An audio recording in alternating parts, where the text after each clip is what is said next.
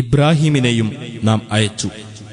അദ്ദേഹം തന്റെ ജനതയോട് ഇപ്രകാരം പറഞ്ഞ സന്ദർഭം ശ്രദ്ധേയമത്രേ: നിങ്ങൾ അല്ലാഹുവെ ആരാധിക്കുകയും അവനെ സൂക്ഷിക്കുകയും ചെയ്യുക. അതാണ് നിങ്ങൾക്കുത്തമം, നിങ്ങൾ മനസ്സിലാക്കുന്നുവെങ്കിൽ.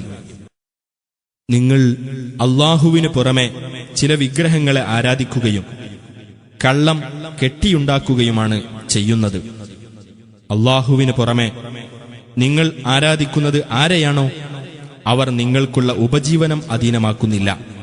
അതിനാൽ നിങ്ങൾ അല്ലാഹുവിങ്കൽ ഉപജീവനം തേടുകയും അവനെ ആരാധിക്കുകയും അവനോട് നന്ദി കാണിക്കുകയും ചെയ്യുക. അവങ്കലേക്കാണ് നിങ്ങൾ മടക്കപ്പെടുന്നത്. നിങ്ങൾ നിഷേധിച്ചു തള്ളുകയാണെങ്കിൽ നിങ്ങൾക്ക് മുമ്പുള്ള പല സമുദായങ്ങളും നിഷേധിച്ചു തള്ളുകയുണ്ടായിട്ടുണ്ട്. ദൈവദൂതന്റെ ബാധ്യത വ്യക്തമായ പ്രബോധനം മാത്രമാകുന്നു. അല്ലാഹു എങ്ങനെ സൃഷ്ടി ആരംഭിക്കുകയും പിന്നെ അത് ആവർത്തിക്കുകയും ചെയ്യുന്നു എന്ന് അവർ ചിന്തിച്ചു നോക്കിയിട്ടില്ലേ? തീർച്ചയായും അത് അല്ലാഹുവെ സംബന്ധിച്ചിടത്തോളം എളുപ്പമുള്ളതത്രേ.